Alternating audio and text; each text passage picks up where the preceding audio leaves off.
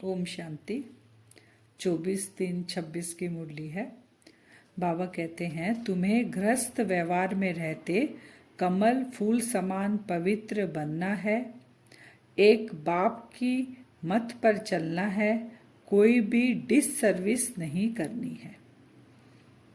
क्या कहा बाबा ने? कमल फूल समान पवित्र बनना है और कोई भी डिससर्विस नहीं करनी है। प्रश्न है, किन बच्चों को माया जोर से अपना पंजा मारती है? बड़ी मंजिल कौन सी है? पंजा मारती है, एक तो वो है, फिर है बड़ी मंजिल कौन सी है। तो जो बच्चे देह अभिमान में रहते हैं उन्हें माया जोर से पंजा मारती है। किसको मारेगी पंजा? जो हमेशा देह अभिमान में रहेंगे और दूसरे का देह देखेंगे। फिर है पंजा मारती है, फिर नाम रूप में फंस पड़ते हैं। देह देखेंगे तो क्या दिखेगा? उसका शरीर दिखेगा, उसका नाम रूप दिखेगा।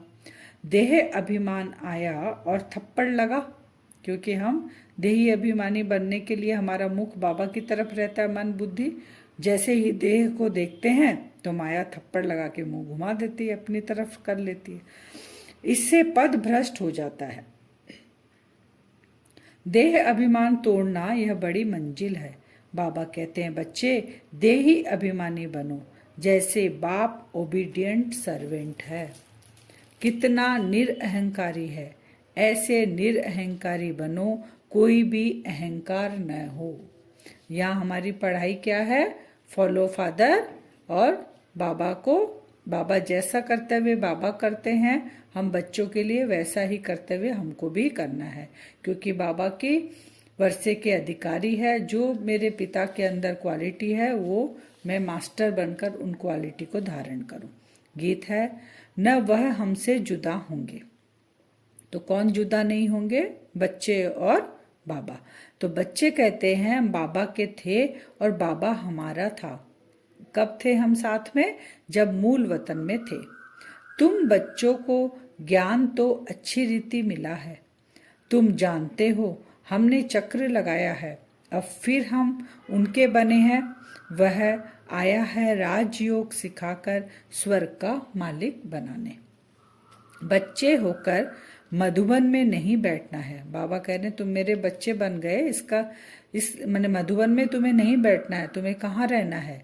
गृहस्थ व्यवहार में रहते कमल फूल समान हमको पवित्र रहना है। ये दिखाना है कि भगवान धरती पे आ चुका है और वो अपना ज्ञान देकर घर गृहस्थ में हम कैसे रहते हैं? कमल फूल समान, क्योंकि कमल कीचड़ में खिलता है और बाबा कहते हैं वो पानी से ऊपर रहता है, कीचड़ से ऊपर रहता है, लेकिन कमल को वो टच नहीं करता।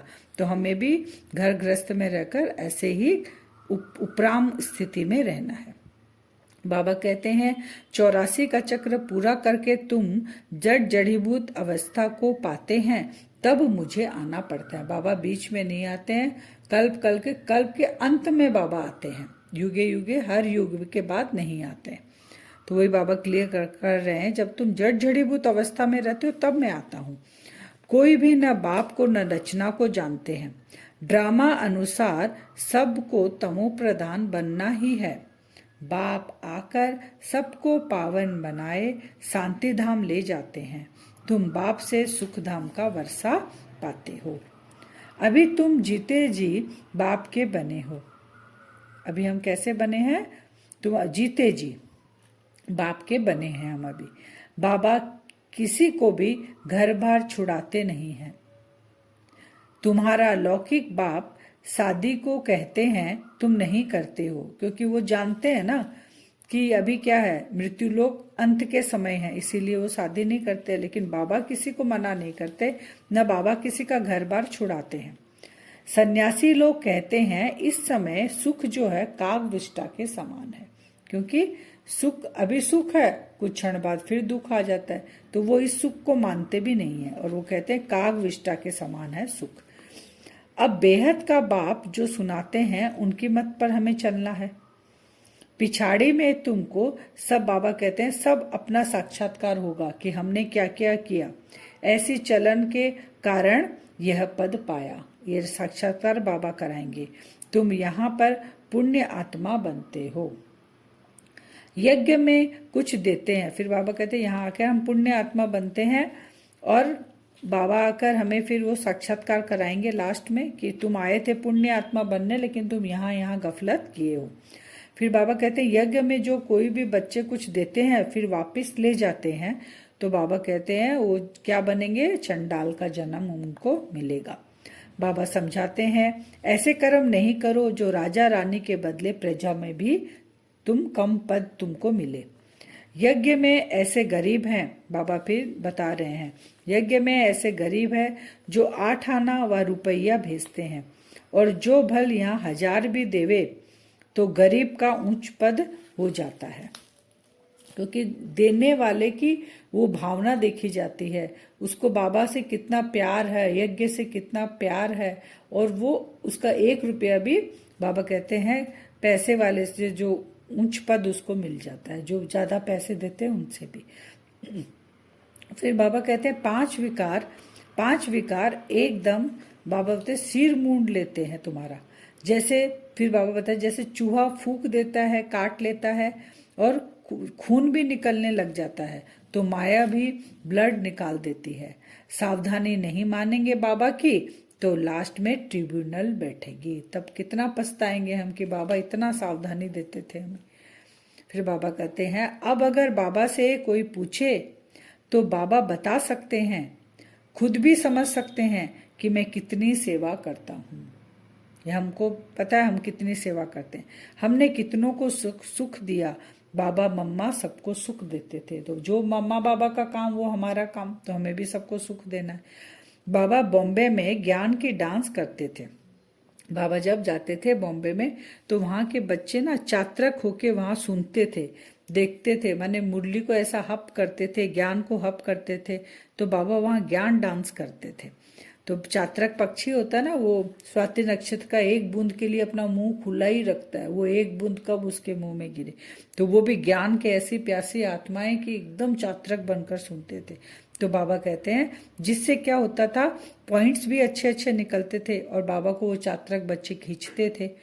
फिर बाबा ने कहा गुरु नानक ने भगवान की महिमा गाई है कि वह मूत पलित कपड़ धोते हैं। कौन सा कपड़ा धोते हैं बाबा? शरीर का कपड़ा नहीं धोते हैं, आत्मा के अंदर जो विकारों मूत पलित से वो लिपट गई है, बाबा उस आत्मा को धोते हैं आकर। फिर उसमें गुरु नानक जी कहते हैं कि एक ओंकार, तो ओंकार का मतलब है शिवलिंग के बदले वहां पे अकाल तख्त नाम रख दिया। अकाल तख्त शिवलिंग के बदले एक ओंकार, बाबा कहते हैं खाली नाम चेंज कर दिया, लेकिन वो किसकी महिमा कर रहे हैं? वो भी परमात्मा शिव की ही महिमा कर रहे हैं। सेंटर्स पे बाबा कहते हैं सेंटर्स की हेड को बिल्कुल निरहंकारी होकर रहना है। बच्चे अगर ना फरमान बरदार हो तो भी बाप उनको समझा तो सकते हैं। बच्चे को समझाते हैं ना बाबा कि छोड़ देते हैं, रोज रोज बाबा हमें मुरली के माध्यम से समझाते हैं। तो सब बच्चे एक समान सपूत नहीं होते, कपूत भी होते हैं, बाबा क्लियर करके बताते हैं।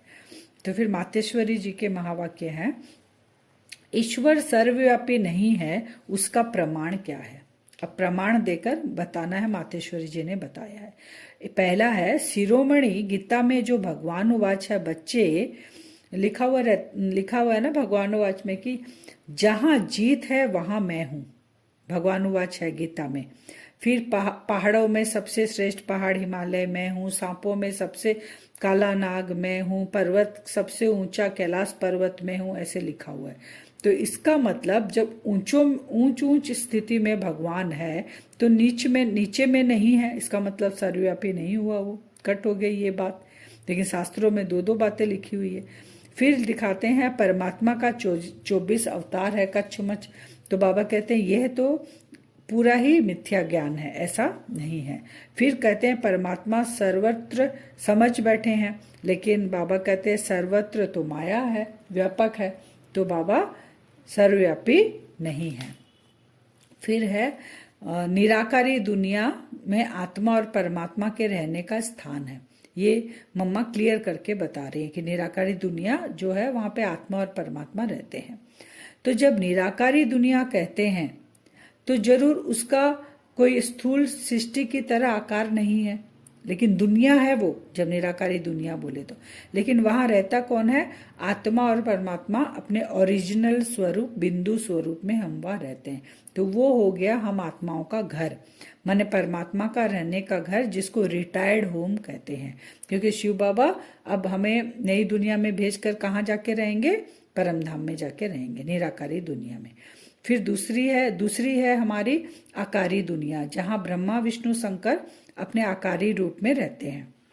और तीसरी है साकारी दुनिया, जहां निर्विकारी स्वर्ग की दुनिया। अब जहां हम साकार दुनिया में रहते हैं वहां भी दो तरह की दुनिया हो गई। एक हो गई निर्विकारी स्वर्ग की दुनिया, जहां आधा कल सर्वद्व सुख शांति पवित्रता रहती है, वो देवी देवता का राज्य करते हैं। और आधा कल्प में बाबा कहते हैं कलयुगी दुनिया, जहां दुख अशांति की दुनिया है। तो फिर कहते हैं कि सुख और दुख परमात्मा देते हैं। तो बाबा कहते हैं मैं तो दुख नहीं देता हूँ, कलयुग दुनिया मैंने तो नहीं बनाई है, मैं तो स्थापना करता हूँ सुख शांति की दुनिया को।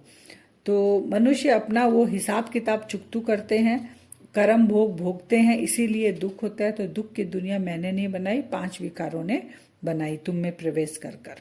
तो ये मम्मा ने क्लियर किया। फिर वरदान है, सेकंड में देह रूपी चोले से न्यारे बन कर्म भोग पर विजय प्राप्त करने वाले सर्वशक्ति संपन्न भव। क्या करना है? सेकंड में देह रूपी चोले से न्यारे बन कर्म भोग पर विजय प्राप्त करने वाले सर्वशक्ति संपन्न भव। अगर कर्म भोग है तो सेकंड में हम न्यारे हो जाएं, कर्म योग हमारा इतना पावरफुल हो। तो जब कर्म भोग का जोर होता है, कर्मेंद्रिया कर्म भोग के वश अपनी तरफ आकर्षित करती है, अर्थात जिस समय बहुत दर्द हो रहा हो, ऐसे समय पर कर्म भोग को कर्म योग में परिवर्तन करने वाले साक्षी हो कर्म इंद्रियों से भोगने वाले ही सर्वशक्ति संपन्न अष्ट रतन विजयी कहलाते हैं। कौन से? जो कर्म योग की स्थिति को पावरफुल बना लेंगे और साक्षी होके कर्मेंद्रियों के कष्ट को देखेंगे, वो ही बाबा कहते हैं अष्ट रतन विजयी कहलाते हैं। तो क्यों ऐसा होता है? क्योंकि यह वस्त्र दुनिया की व माया के आकर्षण में टाइट अर्थात खींचा हुआ न हो, तब सहज उतरेगा। टाइट ड्रेस पहनेंगे तो निकालने में दिक्कत होती है, तो लूज रहेगी तो वो फटाफट निकल जाएगी। स्लोगन है, सर्व का मान प्राप्त करने के लिए निर्माण चित बनो, निर्माणता महानता की निशानी है। सर्व का मान प्राप्त करने के लिए निर्माण चित बनो, निर्माणता महानता की निशानी है। अव्यक्त इशारे है, निश्चय के फाउंडेशन को मजबूत कर सदा निर्भय और निश्चिंत रहो। साकार में अगर कोई निमित्त श्रेष्ठ आत्मा साथ में होती है तो उनसे कोई भी बात वेरीफाई कराए फिर करेंगे। तो फिर किसी से श्रेष्ठ से अगर आप वेरीफाई करा लेंगे फिर करेंगे तो निश्चय बुद्धि होकर करेंगे कि अरे उसने भी बता दिया, ऐसे करो। तो निर्भयता और निश्चय दोनों गुण को सामने रख करेंगे। तो जहां सदा निश्चय और निर्भयता है वहां सदैव श्रेष्ठ संकल्प की विजय है। तो वैसे ही हमें क्या करना है? सदा निराकार और साकार साथ व सम्मुख है, दोनों बाबा को साथ में रहकर वेरीफाई कराएंगे तो सदा हम निश्चय और निर्भयता से हम हर काम को बहुत अच्छे से कर पाएंगे बिना समय को वेस्ट करे। ओम शांति।